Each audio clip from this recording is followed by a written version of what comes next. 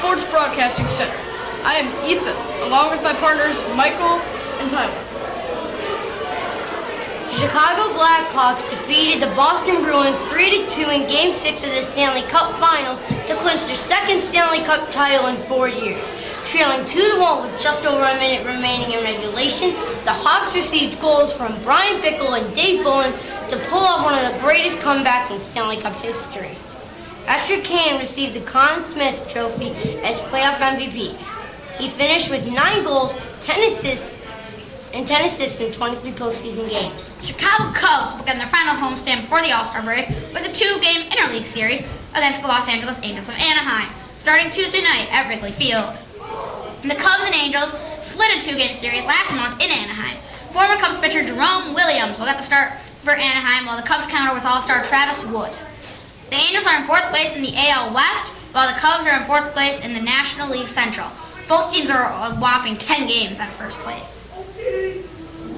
The Chicago White Sox will end the first half of the season on the road, starting with a 3-game series against the Tigers in Detroit. This will be the first meeting between the Sox and Tigers in the season.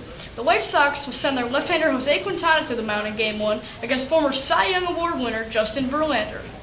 The Sox are trying to get out of the cellar in the AL Central, while the Tigers are trying to hold off the Indians for first place.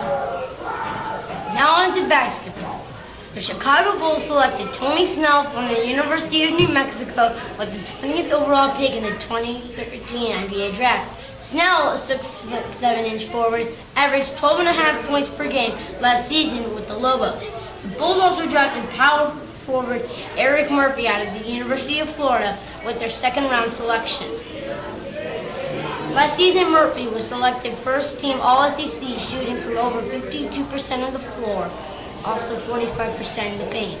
And finally, the Chicago Bears announced the team has signed defensive tackle Cedric Ellis to a 1-year contract. Ellis' deal is worth $1 million, $500,000 of those dollars guaranteed.